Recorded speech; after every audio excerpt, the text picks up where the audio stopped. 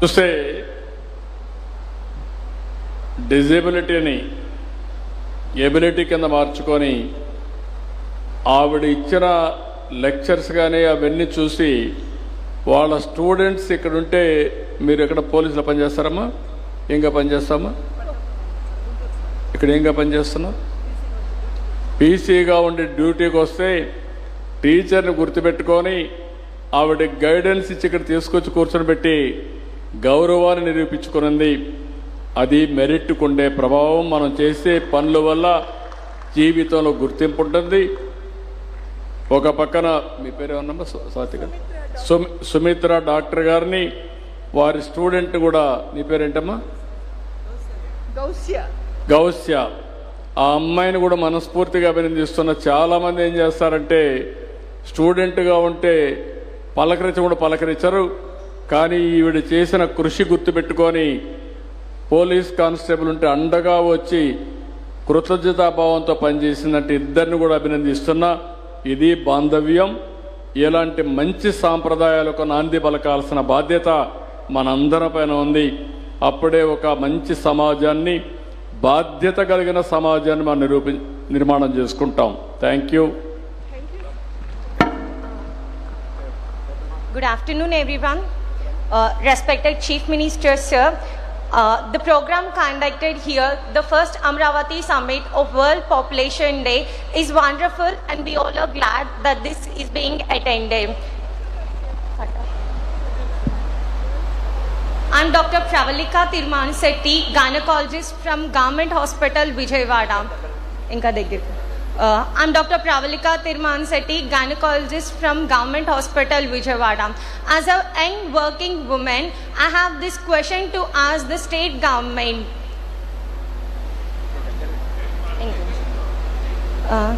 Good afternoon, sir. Good afternoon, sir. I'm Dr. Pravalika Tirmanseti, gynecologist working in the Government Hospital, Vijayawada. As a young working woman, I have this question to ask the government of Vijayawada. What are the states that are planning to help the young couple who want to plan pregnancy and have children but can't do because of financial crisis? తెలుగులో అందరికీ అర్థమయ్యేలాగా, కొత్తగా పెళ్ళైన నూతన జంటలకి వాళ్ళు pregnancy పిల్లల్ని plan చేసుకోవాలన్నా కూడా ఆర్థిక సమస్యల వల్ల పిల్లల్ని ప్లాన్ చేసుకోవడానికి ఆలోచిస్తున్నారు. దీనికి గవర్నమెంట్ ఏం చేయాలనుకుంటుంది? ఓకే అమ్మా, ఇప్పుడు నువ్వు చెప్పింది ఒక ఇష్యూ. అది నేను పనిచేస్తాను. ఎట్లా పాలసీలు తీసుకురావాలి, కొత్తగా జనాభా నిర్వహణ పాలసీ తీసుకొస్తాం. అందులో ఈ సమస్య కూడా అడ్రస్ చేస్తాం. మీరు కూడా మీ సూచనలు ఇవ్వండి, నేను అవి కూడా తీసుకొని చేస్తాను డెఫినెట్గా. అంటే ఒకేసారి అన్ని పాలసీలు కూడా ఒక వ్యక్తికి చేస్తాం, కానీ చేసినప్పుడు అది సస్టైనబిలిటీ ఉండాలి, అది ఉపయోగపడాలి. డెఫినెట్గా మీరు ఇచ్చిన సజెషన్స్ అన్నీ తీసుకుంటా. ఎన్ని వీలైతే అన్ని సమస్యల్ని పరిష్కారం చేయడం కోసం మనం అందరం కలిసి పనిచేద్దాం డెఫినెట్గా అమ్మా. ఏమనుకోవద్దండమ్మా, టైం తక్కువ ఉంది, అందరూ వెళ్ళాలనుకుంటున్నారు. మీరు ఏదైనా ఉంటే రాసి ఇవ్వండి, లేకుంటే మీరు రండి, ఫోటో తీసుకొని వెళ్తారండి. మీ ముగ్గురు మాత్రం, మీ ముగ్గురు రండి. ప్లేసింగ్ బాబు, ఒక్కసారి ఈ అమ్మాయి మాట్లాడుతుంది. అందరికీ నమస్కారం. నా పేరు కమల, మాది దివిసీమ కోడూరు అండి. నేను చాలా పేద కుటుంబం నుంచే వచ్చాను. మా నాన్నగారికి మాకేంటంటే తెలుగుదేశం అనే ఒక ముద్ర పడిపోయింది. పడిపోయేసరికి మా నాన్నగారు, నేను డిఎస్సి ప్రిపేర్ అవుతుండగా పెరాలసిస్తో బాధపడుతున్నారు. 5 years బాధపడ్డారు. ఆ టైంలో నేను అనేదాన్ని, నాన్న నేను జాబ్ వచ్చి ఎలాగైనా మిమ్మల్ని కాపాడుకుంటాను అనేదాన్ని. ఎందుకంటే ఫాదర్ డాటర్కి ఉన్న ఎఫెక్షన్ అలా ఉంటుంది. బట్ అన్ఫార్చునేట్లీ నా జాబ్ రావడమే మా నాన్నగారు చనిపోయారు. ఆ టైంలో మేము ఇంకా అప్పటికి నా శాలరీ ఏం పడలేదండి. ఆ టైంలో అప్పుడున్న గవర్నమెంట్ ఏం చేస్తుందంటే డోక్రాలో వచ్చే డబ్బులు కూడా మాకేదైతే తెలుగుదేశం అనే ఒక బ్రాండ్ ఉందో మా ఇంటికి అలా పడిపోయింది, అది కూడా రాకుండా చేసేసారు. అప్పుడు మా అమ్మ పడిన కష్టం వర్ణాతీతం అండి. ఆ తర్వాత మా తమ్ముడు సివిల్ ఇంజనీర్ చేశాడు. మేమంతా కూడా కష్టపడి గవర్నమెంట్, నేనంతా స్టడీస్, మా తమ్ముడు నేనంతా కూడా గవర్నమెంట్ స్టడీస్. మా తమ్ముడు ఇక్కడ విఎస్ సిద్ధార్థలో ర్యాంక్ వచ్చి సివిల్ ఇంజనీర్ చేసినప్పటికీ మా నాన్నగారిని కాపాడుకోవాలని చెప్పి సర్వేర్గా 1 ఐటెంలోనే తనకు మంచి ర్యాంక్ వస్తే దగ్గరలో కోడూరు మందపాకల్లోనే వచ్చిందండి. అప్పుడు కూడా మమ్మల్ని ఒక తెలుగుదేశం బ్రాండ్ అని వేసేసి వాడి పేరు తీసేస్తారండి. మందపాకలు వచ్చింది కానీ మేము తెలుగుదేశం పార్టీ అని ఒక ముద్ర వల్ల వాడి జాబ్ కూడా తీసేయాలని చూసి ఒక 6 months చాలా బాధ పెట్టారు. ఆ తర్వాత ఎలాగోలాగో వాడి ర్యాంక్ రావడము, ఆడి టెస్ట్లన్నీ పాస్ అవ్వడం వల్ల తనకి వచ్చింది.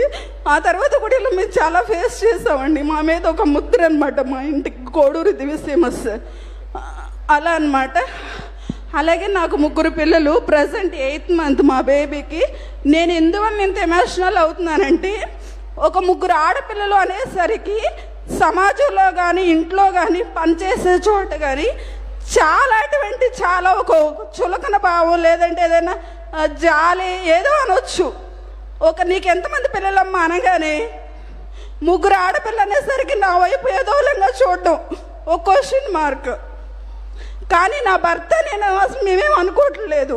ఆ 3 పిల్లల్ని కూడా సమాజానికి లేదా వాళ్ళ కాళ్ళ మీద వాళ్ళు నిలబెట్టినట్టు చేయాలని మేము చాలా ప్రయత్నిస్తున్నామండి. ఇంట్లో ఓకే మగపిల్లాడు కావాలని కోరికతోనే ఉంచుకున్నాం, కానీ మగపిల్లాడు పుట్ల, కానీ మేము దాన్ని తీసుకున్నాం.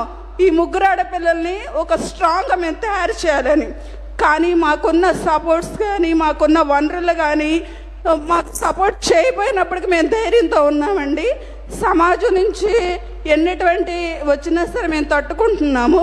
అలాగే మన సమాజ హితులైనటువంటి నారా చంద్రబాబు నాయుడు గారు, మీకు అందరికీ సభాముఖంగా చెప్తున్నాను, మేము చిన్నప్పటి నుంచి మా నాన్నగారు మేమంతా తెలుగుదేశం అయ్యేసరికి మా పాపని ఎలా చెప్తామంటే టీవీలో వస్తే చంద్రబాబు తాత వస్తున్నారు అమ్మంటే మా 2వ పాప. నిజంగా అండి, ఇది నేను అబద్ధం కాదు చెప్పేది, ఏదో సార్ ముందు చెప్దామని కాదు.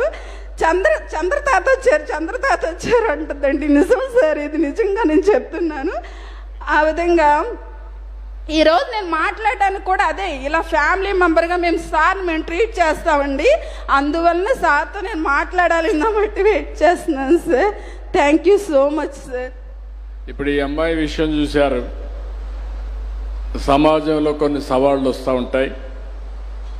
వాళ్ళ ఫాదర్ రాజకీయాల్లో ఉంటే కుటుంబం కూడా సఫర్ అయ్యే పరిస్థితి వచ్చింది.